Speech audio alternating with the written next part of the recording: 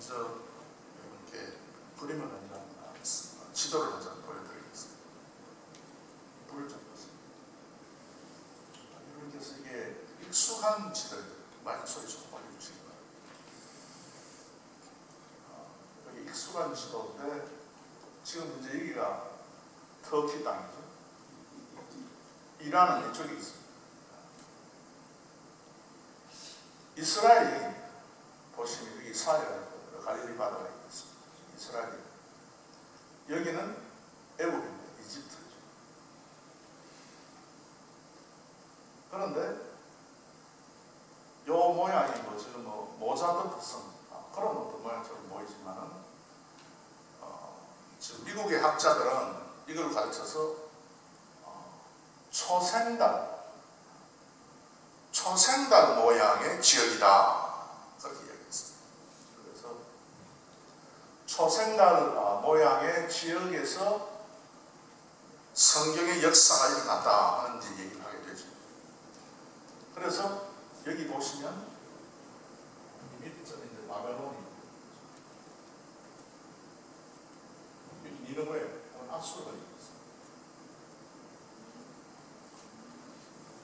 그래서 이제 여기 이 지역을 중심한 큰 나라 제국을 바벨론이다. 이 위에 아수르를 중심해서 니느웨를 중심해서 형성된 나라를 아시리아라 그럽니다. 그래서 보면은 지역은 다 비슷해요. 바벨론이 크게 됐을 때는 완전히 아수르까지 점령해서 여기까지 쳐들어와서 이제 자기의 나라를 삼고, 어떨 때는 아수르가 이겨가지고 또 바벨론 전체를 집어삼키는 그런 판도를 보이는 것이죠. 여러분께서 아수르와 바벨론에 관한 말씀을 열왕기상하, 역대기상하 읽으면 거기에 어떤 인지의 일들이 있구나 하는 것을 여러분들이 분명히 잘 알게 됩니다. 그래서 이 팔레스타인, 이 가나안 땅에서만 일어난 사건이 아니고 이 전체 중동 지역까지 번져가지고 사건이 일어나게 됩니다. 그래서 이 아수르 제국이 엄청 강했을 때에 이 아수르가 바벨론도 집어삼키고 그 다음에 여기 이스라엘도 집어삼키게 되는 것이죠. 그래서 BC 721년에 이 아수르 제국이 중동 지역 전체를 잡아삼키고 이스라엘을 멸망케 만든 겁니다. 그게 이제 BC 721년에 이 땅에서 일어났던 사건이죠. 그런데 세월이 좀 흐르고 나서 아수르 하는 걸 보니까 너 제국은 계속해서 제대로 참 하나님의 뜻대로 살지 못하는 그런 나라구나. 그래서 아수르가 멸망하고 바벨론족이 다시 등장했습니다. 그래서 역사책에 보면 신바벨로니아 제국이다 그렇게 나오는데, 이 신바벨로니아 제국이 세력을 확장해가지고 이스라엘까지 쳐들어오고, 그래서 나머지 유다 721년에 아수르에 의해서 망하지 아니하고 그대로 남아있었던 이 유다 나라조차도 바벨론에 의해서 이제 함락을 당하는 것이죠. 그래서 열왕기상하, 역대기상하 마지막은 무엇이다? 이제 이스라엘이 이제 완전히 망했다. 그래서 북쪽에 있는 이스라엘도 완전히 망해가지고 그 사람들이 아시리아로 끌려가고 포로로, 그리고 바벨론에 의해서 망한 이 유다도 역시 바벨론으로 끌려가서 포로 살이를 했다 하는 것이 이제 이스라엘의 역사의 마지막입니다. 그래서 우리가 이스라엘 역사를 볼 것 같으면 이제 맨 마지막에 이제는 망할 수밖에 없었다. 그래서 유다 20명의 왕과 이스라엘 19명의 왕들이 다스린다고 다스렸지만, 그러나 하나님의 명령을 거부하고 우상을 섬겼기 때문에 더 이상 나라가 존속하지 못하고 이제 다 멸망해버렸습니다. 오늘 예레미야 엘가 3장에 있는 이 본문에 있는 이 말씀은 이제 BC 586년 그 다음에 한 1년 2년 지났을 당시 이제 기록된 성경 말씀이죠. 그래서 이제 남방 유다도 완전히 이제 망해버리고 이스라엘은 전혀 이제 소망이 없는 그런 어떤 것으로서 이제 나라가 완전히 이제 멸망당하고 없어져 버렸다는 것이죠. 그래서 여기에 있는 약속의 땅, 가나안 땅을 중심에서 살던 이스라엘 백성들이 이제 하나님의 명령을 거부함에 따라서 완전히 이제는 역사상에서부터 사라져버리고, 그런데 2000년이 흐른 뒤에 이 땅을 다시 이스라엘 땅으로 삼아가지고 여기에 있는 사람들, 또 저 유럽에 흩어진 사람들, 미국에 흩어진 사람들, 그 유대인들이 다시금 이 땅으로 돌아와서 나라를 세운 것이 이스라엘입니다. 오늘도 여러분께서 신문에 보시면 잘 아시겠지만 오늘도 이스라엘 대미가 시리아, 여기가 시리아 아닙니까? 여기 시리아예요. 시리아 쪽입니다. 이쪽이 이제 다 시리아죠. 시리아에서 작전을 수행하다가 이란이 쏜 대공 미사일에 맞아가지고 격추가 되고, 결국은 날아와가지고, 결국은 이제 이스라엘 북쪽까지 날아와가지고 결국 조종사 2명이 탈출했는데 한 사람은 중태가 그래서 보도가 나와 있지 않습니까? 아직도 이 하나님의 약속의 땅과 그 주위에 있는 나라들이 계속해서 지금 긴장의 상태, 싸움의 상태에 있어요. 그래서 우리가 이걸 보면은 하나님께서 믿는 백성에게는 어떻게 하고 믿지 않는 백성들을 어떻게 한다는 이 역사적인 흐름을 정확하게 우리가 파악하고 꿰뚫어 볼 수가 있습니다. 그래서 오늘 성경에서 우리가 말씀을 함께 나누기를 바라는 것은 낙심 중에 소망이다 하는 그런 어떤 말씀에 적어가지고 제가 여러분들에게 말씀을 드리도록 하겠습니다. 나라가 다 망하고요. 그리고 나라가 더 이상 이제 존속할 수 없을 정도로 하나님의 그런 어떤 증거를 받아버렸죠. 그래서 하나님 말씀대로 살아가. 그러면 얼마든지 강하고, 얼마든지 부여하고, 얼마든지 마음속에서 참된 그 믿음을 가지고 보람 있는 삶을 살 수 있고, 그 자자손손이 복을 받을 수 있음에도 불구하고 다른 길로 나갔기 때문에 결국은 하나님께서 이스라엘 전체를 징벌하시게 된 것입니다. 나라가 이쯤 되니까요, 얼마나 처참합니까? 여러분께서 그 영국 런던에 있는 대형 제국 박물관이라고 하는 곳에 가보면 아시리아,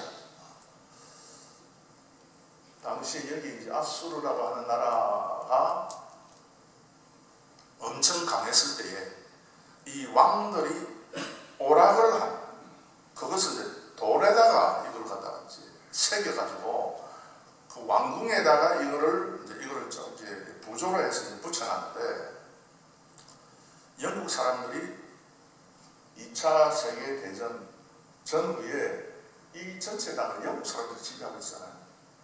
그래서 이 아수르에 가가지고 이 왕궁에 있는 부조물을 떼가지고 영국 제국 박물관에다가 큰 방을 만들어가지고, 우리 교회 이보다 더 큰, 아주 큰 방을 만들어가지고 붙여놓은 거예요. 제가 가서 또 보니까 왕이 무슨 오락을 하는가 하면은 오락이 사냥 오락, 사냥을 하는데 그냥 활을 겨누고, 그 다음에 옆에 있는 또 이제 신하들이 또 이제 창을 들고 또 그 동물을 모르고 그렇게 이제 사냥놀이를 하는데, 뭘 가지고 사냥놀이를 하는 거 하면 사자이지 않습니까? 표범을 가지고 사냥놀이를 합니다.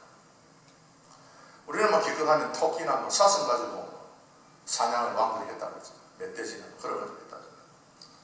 이 왕은 표범을 가지고 사냥을 놀이할 정도로 그 엄청난 그런 힘을 자랑하는 그런 제국이었습니다.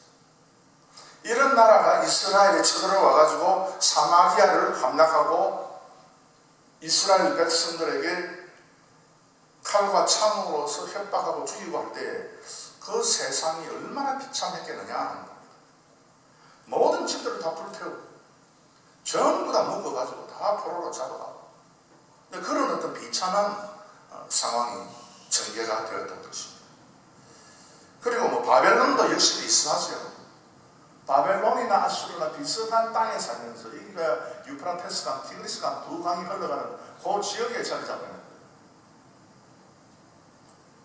북쪽에서 세력을 넓히면 아수르가 제국이 되고 남쪽에서 세력을 넓히면 바벨론이 제국이 되고 뭐 그런 식으로 이제 이 중동의 형세가 계속해서 전개됩니다. 그래서 성경에 계속해서 나오는 것이 뭔가 어떨 때는 아수르다. 아수르의 대군이 몰려온다. 어떨 때는 뭐 바벨론이 쳐들어온다. 그래서 우리가 어떻게 되겠는가? 우리 이제는 이 유다가 뭐 애굽으로 도망가야 된다. 아니다. 하나님을 따라가야 된다. 등등 여러 가지 이야기가 많이 나오고 있는 것이 바로 이 주위에 있는 강대국들을 가지고 있는 이야기입니다. 그런데 BC 530년경에 하나님께서 이 바벨론도 그렇고 아수르도 그렇고 마음에 안 든다. 하나님께서. 그래서 이 나라들을 없애고 어떤 나라를 세우는가 하면 요 옆에 있는 지금 이제 이란이죠. 바벨론 제국. 그때 당시 이 전체가 다 이 바벨론 제국으로 되어 있을 때 이 바벨론 제국을 여기에는 이란, 페르시아죠. 페르시아. 그래서 페르시아를 한국 성경은 바사라고 해서 바사. 바사 제국. 페르시아 제국. 여기 메데에서 있는데 이게 이제 미디아. 그래서 메데 바사 제국이다. 요 지금 이제 이란 쪽에 있는 이 나라가 크게 세력을 확장해가지고 이 전체를 자기 영토로 삼고, 근데 처음에 왕이 됐던 사람이 이 사람이 어떤 왕인가 하면 다리오 왕.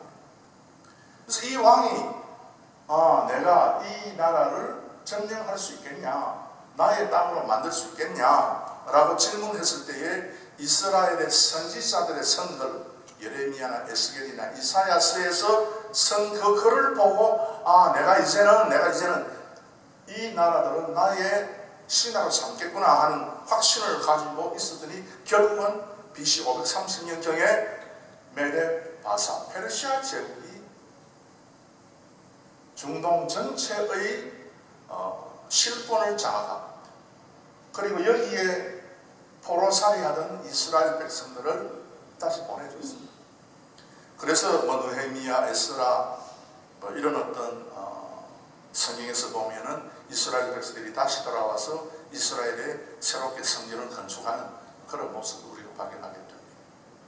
오늘 말씀은요, 완전히 아수르와 바벨론 제국에 의해서 멸망을 당했던 이 이스라엘 백성들이 도대체 어떻게 하면 살 수 있을 것인가. 이제 완전히 이제 나라가 망해버렸는데 도대체 하나님께서 하나님의 약속의 백성을 완전히 이제 증벌하시고 완전히 패망케 만든 그 하나님의 목적과 이유가 도대체 어디에 있는가 하는 것에 대한 말씀이 이제는 그 뒷부분에 성경, 특별히 이제 그 이스라엘 역사서 뒷부분에 뭐 다니엘이라든지 에스라, 느헤미야, 에스더스에서 이제 그것이 쭉 나타나고 있는데, 오늘은 예레미야 선지자가 하나님께서 왜 이스라엘 백성들에게 이렇게 망하게 만들었는가, 그리고 소생하는 방법이 뭔가 하는 것에 대해서 말씀을 간단하게 드리도록 하겠습니다. 첫째,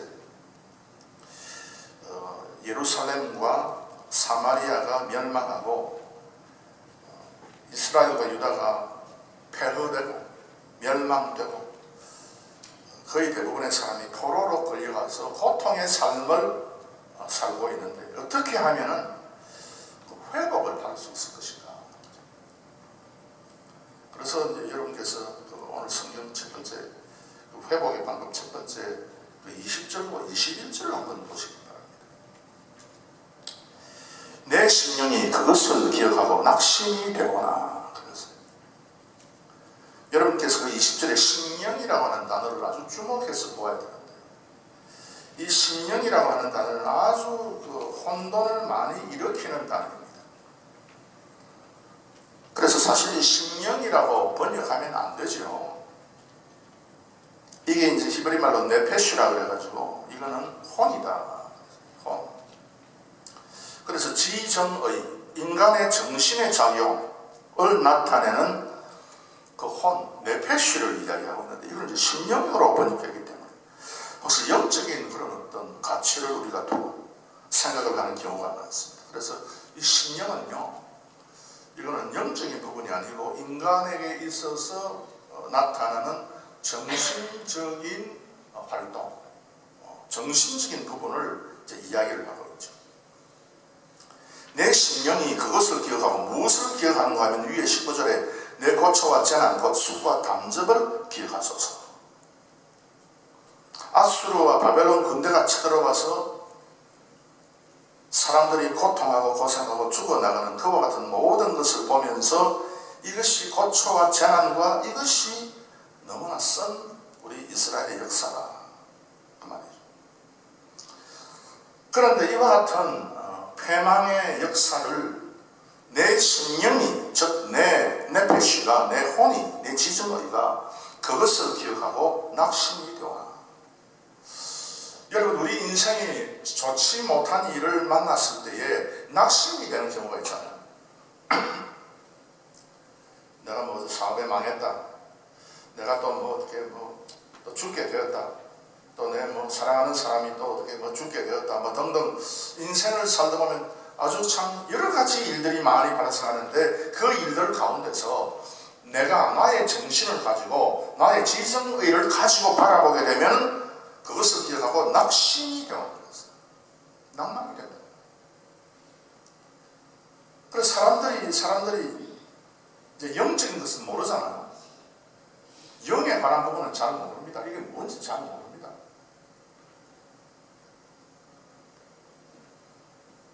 그래서 사람들은 주로 자기의 생각을 가지고 나타나는 사건들을 바라보기 때문에 낭만이 되고 좌절이 되고 그렇죠. 12명의 정탐꾼 가운데, 감사합니다.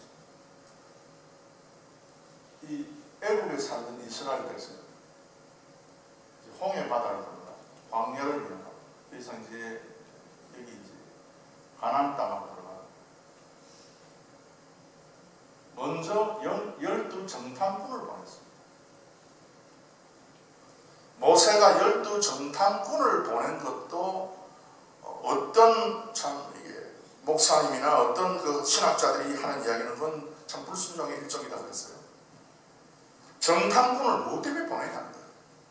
하나님께서 가나안 땅이 너희들의 땅이니까 너희들이 들어가서 오더라 하면 그냥 들어가면 되는 거지. 왜 정탐꾼을 보내가지고 우리가 갈 수 있겠느냐 없겠느냐, 그 상태가 어떠냐, 그것을 왜 미리 보도록 그렇게 모세가 만들었냐. 그냥 들어가면 되는 거예요. 하나님의 말씀을 믿고 그대로 들어가면 자기의 땅이 되는데 그렇게 못했다는 것이죠. 그런데 12 정탐, 12지파에서 한 명씩 차출해서 정탐꾼을 이 가나안 땅에 보냈는데 보고에 의하면 10명은 도저히 우리가 들어갈 수가 없다. 거기에 보니까 그 사람들이 장대 같은 사람이라 가지고 우리가 싸움하면 우리가 번번이 질 수밖에 없다. 무기가 대단하다. 뭐 그런 식으로 보고를 해가지고 우리는 들어갈 수 없다. 그렇게 여호수아와 갈렙 정탐꾼 12명 가운데 2명이 우리는 하나님의 명령에 따라서 가면 된다. 그렇게 얘기해요. 그래서 10명의 정탐꾼이 무엇을 바느냐? 오늘 이 성경의 20절에 내 심령이 아니고 내 생각이 그것을 기억하고 낙심이 되고, 적군이 쳐들어와서 모든 것을 파괴하고 죽이고 포로로 잡아가는 그와 같은 상태 가운데서 그것을 보니까 낙심이 된다. 여러분이 인생을 살아가면서 여러분이 알고 있는 지식의 한계 내에서만 여러분이 당면하는 그 사건과 현장을 보게 되면 여러분은 반드시 낙심하게 되다. 낙심이라고 하는 것은 뭔가 하면은 뱃속에 들어가 있는 태아가 탯줄이 끊어지는 거죠. 우리의 생명이 사라지게 됩니다. 그러나 21절에 보시면 중심의 회상은, 이 중심이라는 단어가 나왔어요. 중심이라고 하는 센터 좀 되겠지만 중심은 레이브라고 했어요. 우리의 마음이죠. 마음은 텅 비어버렸어요. 우리의 마음 텅 빈 곳이다. 그런데 우리의 텅 빈 곳이 하나님의 성령이 교통하는, 하나님의 성령이 왔다 갔다 하는 들락거리는 그것이 우리의 마음이죠. 그래서 우리 한국 말에 있어서 마음이라고 하는 단어가 히브리어에서 마음이라고 하는 단어는 완전히 다릅니다. 그래서 텅 빈 곳인데 그 텅 빈 곳을 성령 하나님께서 교통하고 왔다 갔다 하는 그 자리, 아니면 악한 영이 왔다 갔다 하는 그 자리, 그 자리가 인간의 내부에 있는 가장 깊은 곳에 있는 그 레이버다, 텅 빈 곳이다. 그렇게 이제 성경이 표현을 하고 있습니다. 의학자들은 아무리 현미경을 가지고 엑스레이를 가지고 CT 촬영을 해도 이 레이버를 보지 못합니다. 우리 마음이 가슴 속에 뭐 있다 모르지만 아무리 들어도 없습니다. 왜냐하면요, 이 레이버라고 하는 것은 이 마음이다, 뭐 심장이다, 오늘은 성경 본문의 중심이다라고 했을 때에 그 마음은요 반드시 영적인 것이기 때문에 하나님의 성령이 교통하는 그 자리에 아무리 마주 뭐 최첨단의 무슨 의학기기를 갖다 놓고 CT 촬영을 아무리 한다고 해서 이게 발견되는 것이 아닙니다. 이건 사람이요. 그래서 요 마음이 순식간에도 바뀌지 않습니다. 왜냐하면 성령이 왔다 가고 그 다음에 뒤에 바로 악한 영이 올 수도 있어요. 귀신이 올 수도 있어요.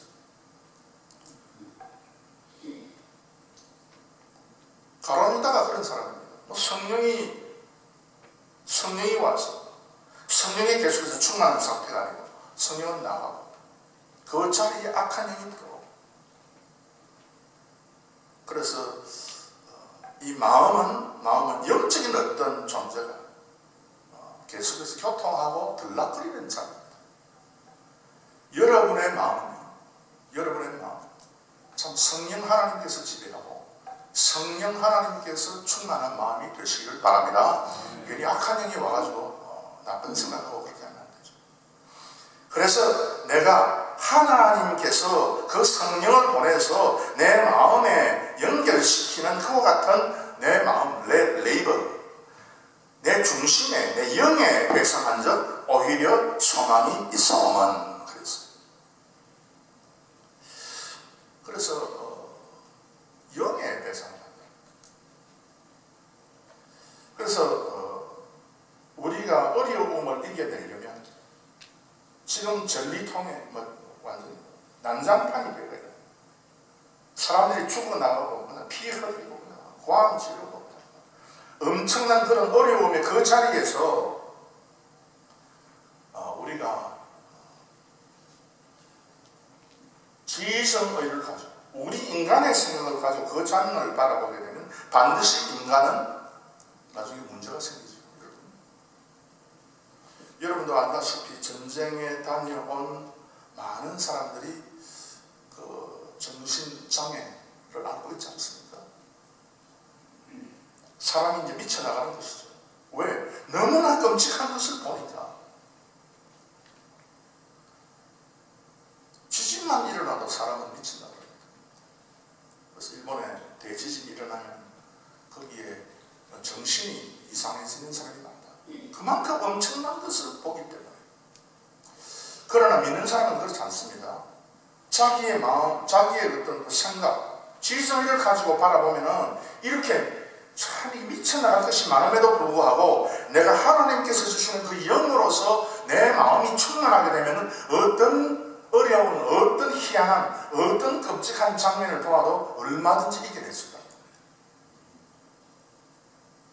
그래서 미국 군대가 계속해서 군종, 목사를 왜 계속 군대에 파견하고 있는가? 이걸 알기 때문에 미국 사람들이. 그걸 알기 때문에.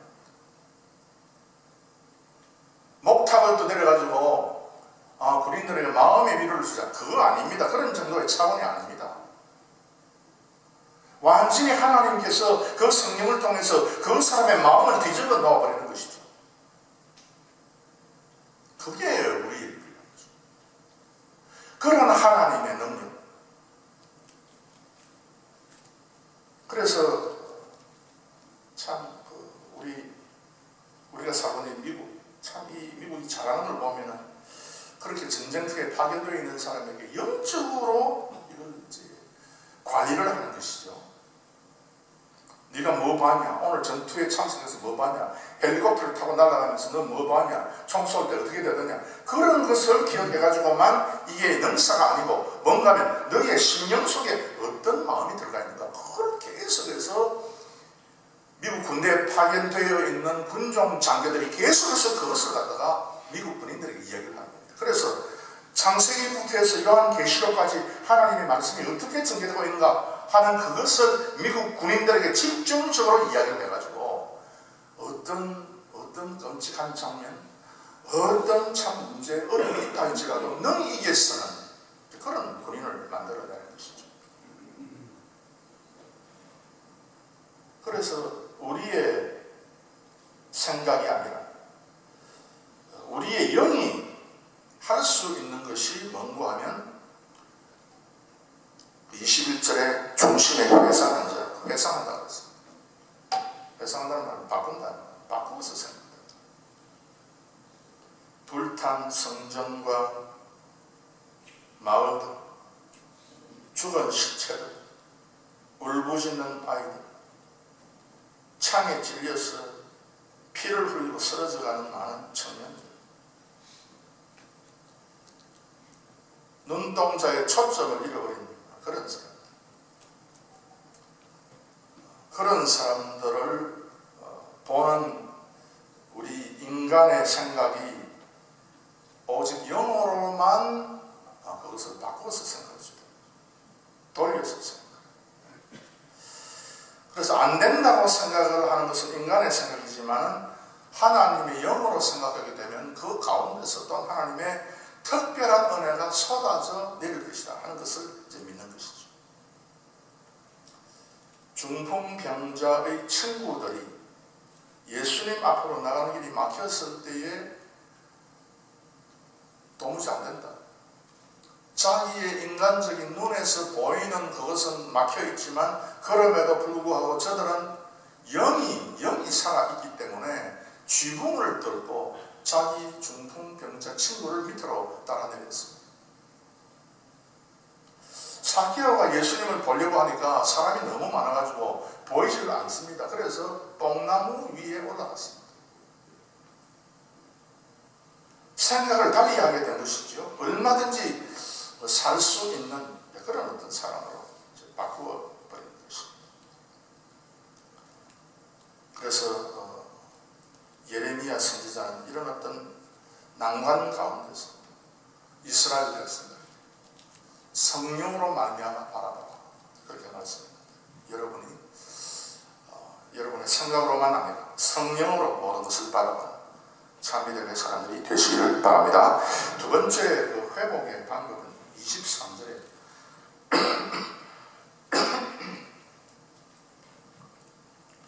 이것이 아침마다 새로우니 주의 성실이 크도소이다. 그래서 위에 22절에는 여호와의 자비와 긍휼이 무궁하심으로 우리가 진멸되지 아니함이니이다. 그래서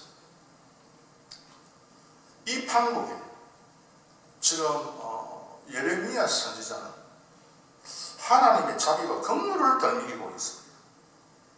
하나님의 사실 진노죠. 하나님의 진노로 말미암아 이렇게 비참한 지경에 놓여 있음에도 불구하고 그것을 하나님의 진멸로 표현하지 아니하고 하나님의 자비와 긍휼이다, 은혜다. 이것이 너무 무성하다, 이것이 너무 많다. 그렇게 이제 표현하고 있죠. 왜 그랬을까요? 왜 그랬을까요?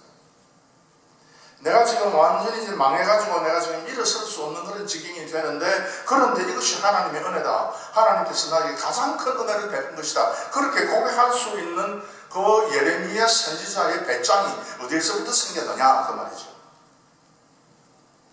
나 더 이상 안 된다. 나는 뭐 더 이상 주저앉을 수밖에 없다. 그렇게 지금 생각하고 있는데 예레미야는 그것이 아니다. 그래서 그 방법이 23절에 이것이 아침마다 새로운, 아침마다 뭘 했기 때문에 이것이 아침마다 새롭느냐, 아침마다 왜 이런 배짱이, 왜 이런 축복의 말씀이 나타나느냐? 그래서 이 아침 여러분께서 잘 알고 있는 그 아침 바칼. 이스라엘 백성이 아침마다 뭘 하는가? 아침마다 세수하고 옷 입고 밥 먹고 농사 가기 바쁘고 가축을 기르기 바쁜 그 아침마다고 그 바칼을 가는 거예요. 그건 아침이 아니죠. 그 바칼은 뭔가 하면요, to carry out, 실행한다, 시행한다는 뜻이에요. An examination, 시험한다. of offering, 재물을 살펴서 이것이 하나님 앞에 합당한가 합당하지 않는가를 살핀다. 그 시간이 바카르다, 아침입니다. 그래서 아침은요, 여러분, 우리 한국 사람은 아침을 진짜 물질적인 것에만 속고 있지 않습니까? 잠을 덜 자가지고 좀 더 잔다든지, 아니면 아침을 챙겨서 먹는다든지, 아니면 옷을 챙겨서 내가 세상일을 하기 위한 그런 어떤 준비의 시간으로 우리가 아침을 우리가 보내고 있지만, 성경은 그것이 아니다는 거죠. 성경은 아침에 일어나서 처음에 할 것이 뭔가 하면 내가 하나님 앞에 제사를 바치는데, 내가 이 제사가 진짜 이 제물을 바칠 때 진짜 합당한 것인가 온전한 것인가, 그것을 살피는 시간이 아침이다. 아하스 왕이 제사장 우리야에게 명하여 가로되, 아침 번제를 드려야 되는데, 아침 번제를 제사장들이 좀 정확하게 하나님 앞에 합당한지 안 한지 좀 구별해서 좀 살펴보라 하는 것이죠.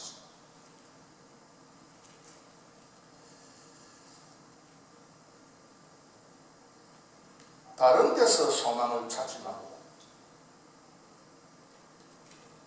아침에 하나님 앞에 이 제사를 드리는 그걸 가지고 계속해서 하다 보니 결국 나중에 소망이 생기고, 그리고 하나님의 무궁한 긍휼이 나타나 보이더라.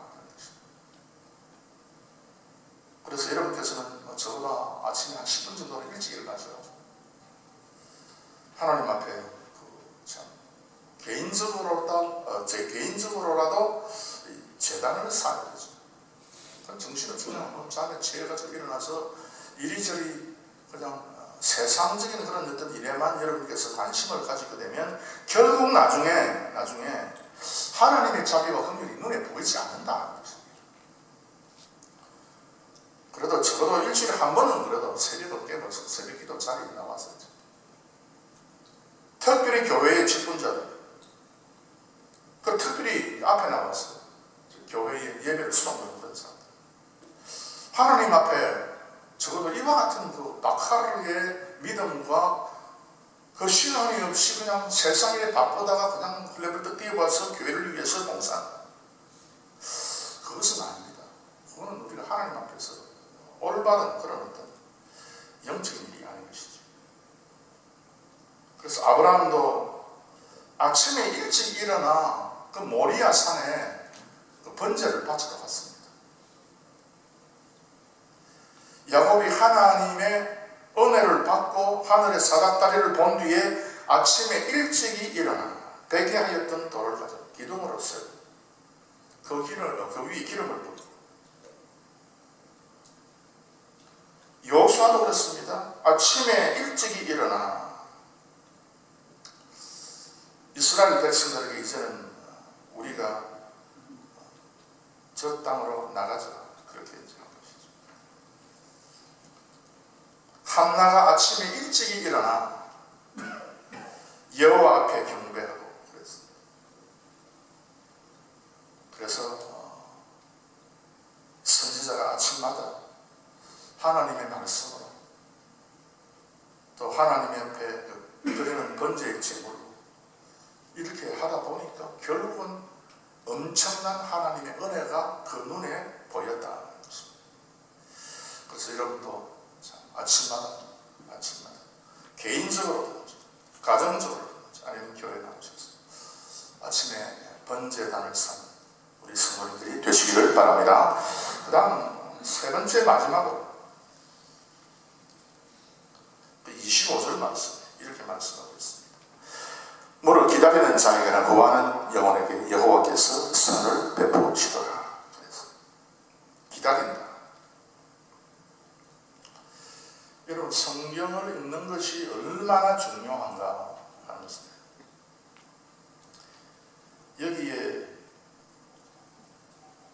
이스라엘 백성, 예레미야 같은 선지자들이 말씀하는 기다림, 우리의 기다림은 완전히 차이가 있는 것이죠. 이스라엘 백성들이 나는 이제 하나님 기다린다라고 했을 때 그냥 가만히 이제 우리는 하나님이 뭘 하는가 한번 기다려보자. 하나님 우리에게 축복을 하시는지 안 하는지 우리가 한번 기다려보자. 우리에게 은혜를 베푸시는지 우리가 기다리자. 그런 종류의 기다림이죠. 나의 자녀들이 성공하느냐 우리가 한번 기다려보자. 그런 종류의 기다림이죠. 아무것도 안 하고 맹탕 그냥 기다리고 있는 그 기다림이 우리 조선 사람의 기다림이에요. 그건 아무런 의미가 없는 것이죠. 그러나 성경에서 25절에 무릇 기다리는 자에게,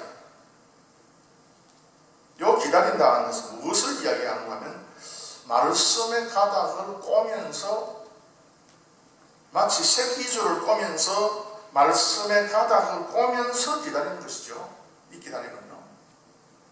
그래서 말씀이 개입되지 않는 그 기다림은 우리 하나님의 백성의 기다림이 아닙니다. 내가 하나님 믿습니다. 하나님, 내가 하나님을 의지합니다. 내가 하나님께서 은혜 주실 것을 내가 믿고 기다립니다 하는 그 기다림이요, 말씀이 빠져가지고 내가 하나님을 기다린다 할 때 그건 진짜 기다림이 아니다 하는 뜻입니다. 그래서 이 기다림이 결국 나중에 트위스트, 로프줄을 꼬아가지고 참 하나님의 말씀의 그 약속이 실현되는 그와 같은 삶이 되는 것입니다. 그래서 우리가 바란다라고 했을 때 우리는 모름지기 하나님의 말씀, 성경을 읽어가면서 기다리는 거예요. 그래서 그 의미가 뭔가 하면 여러분, 무릇 기다리는 자에게나 구하는 영혼에게, 이 구한다고 했을 때 이제 성경을 읽는다 따라하시라고. 성경을 읽지 않고 그냥 노다지 그냥 아무런 것도 없이 그냥 기다린다는 것은 그 사람에게서 참다운 기다림이 아닙니다. 우리가 예수님께서 이 세상에 다시 재림하기를 그 마라나다의 예수님을 우리가 기다립니다 라고 했을 때 그냥 덮어놓고 기다리는 것이 아닙니다. 성경을 읽어가면서 우리가 예수님을 기다리는 것이죠. 그래서 창세기부터 요한계시록까지 그 하나님의 말씀의 그 흐름이 정확하게 우리의 심령 속에 각인되고 그것이 내 마음 속에 일어날 때에, 그와 같은 소망과 기대가 일어날 때 그때 참다운 기다림이 되는 것이죠.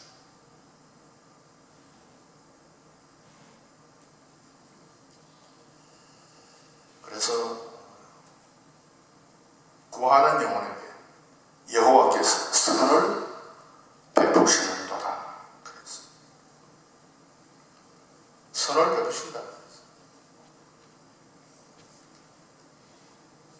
다 받아라. 결국은 이루어집니다. 그래서 참 하나님의 말씀을 제대로 아는 민족과 그렇지 못한 민족의 차이는 아주 대단하다, 엄청나다 하는 것을 우리가 발견하게 됩니다.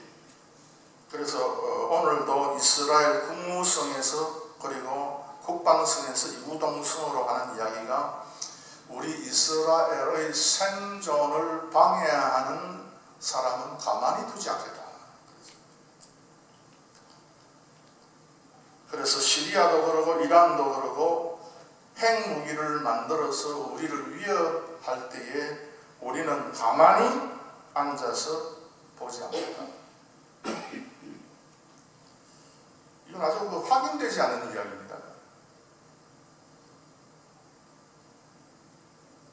북한이 한 번씩 뜬금없이 그 이스라엘을 공격하고 이스라엘을 비난하는 경우가 한 번씩 그 신문에 보도되지 않습니다. 뜬금없이. 이스라엘은 저 멀리 중동에 있는 저 나라입니다. 북한에 무슨 관계가 있어가지고 북한이 이스라엘을 비난하고 이스라엘에 대해서 원수 갚는다고 그러고 왜 그러느냐. 신문에 다 보도가 된 내용입니다. 근데 왜 그러면 북한이 그렇게 하냐. 그건 잘 보도가 안 돼요. 왜냐하면 이스라엘 모사드가 북한이 핵을 준비하고 핵무기를 만드는 것을 계속 방해하고 있다. 그래서 이제 이스라엘이 모사드를 보내가지고 폭탄도 일으키고 준비되어 있는 그 미사일 그걸 폭파시키고 불이 일어나고 과학자들이 죽고 그런 일들이 모사드가 한 것 같다. 그런 어떤 확인되지 않는 그런 어떤 이야기들이 있죠. 그런데 오늘 성경에서 무엇을 이야기하는가? 뭐를 기다리는 자에게는 구하는요. 기다리는데 어떻게 구하느냐? 구하면서 구한다. 이 다라시라 그러는데 이 성경을 읽는다는 말이에요.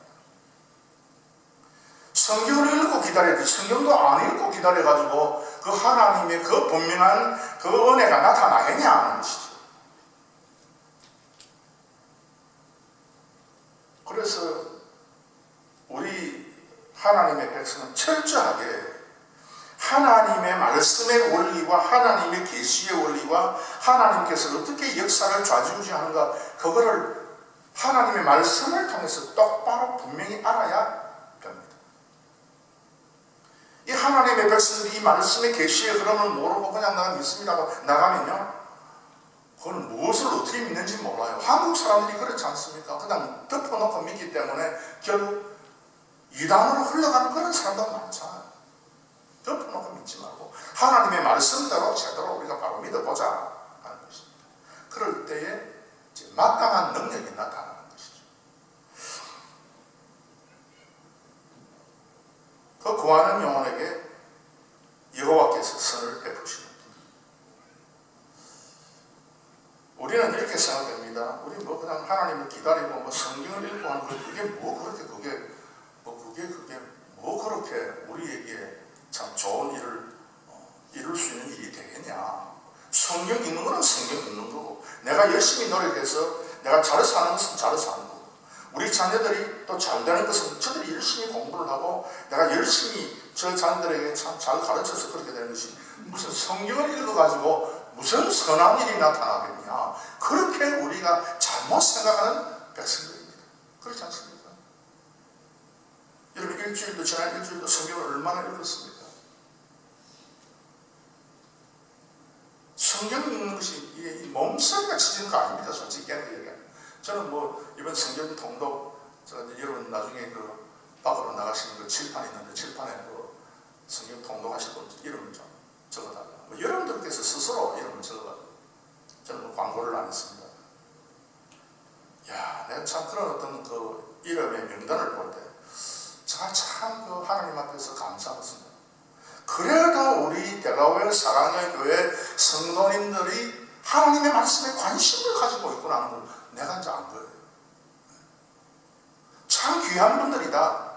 이름을 안 적었더라도 그래도 관심을 갖고 있는 분이 다 여러분 아닙니까?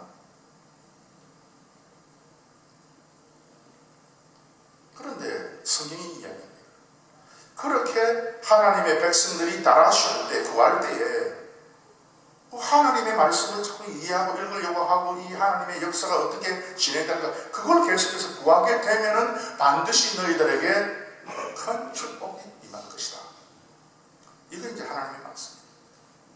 그래서 오늘 예레미야 선지자는 자기의 육신적인 부모들, 자기의 생각으로 유다와 이스라엘의 패망을 보았을 때는 쑥이 되고 단집이 된다. 너무 쓰라리고 아프고 힘들다. 그런데 영으로서 보니까 나중에 이스라엘이 큰 축복을 받게 되더라. 그래서 이스라엘이 아무도 넘받아 보지 못하는 그런 막강한 나라가 되고 그래서 하나님의 말씀이 계속해서 그들 가운데서 노래로서 그리고 설교로서 계속해서 가르쳐주고 그래서 결국은 하나님께서 이 이스라엘을 통해서 만백성에게 복을 베푸신다. 그런 어떤 이제 믿음을 계속해서 우리가 발견하게 되는 이와 같은 믿음의 원리를 계속해서 여러분의 심령 속에 확보하고 하나님의 말씀의 원리를 여러분의 말씀의 그 통독의 시간을 통해서 가슴에 담아두고 그렇게 해서 우리는 잘 모르지만 그런데 이상하게 그 말씀을 가지고 더불어 살 때 자동적으로 복이 여러분에게 넘치는 그런 성도님들이 되시기를 주의 이름으로 축원합니다.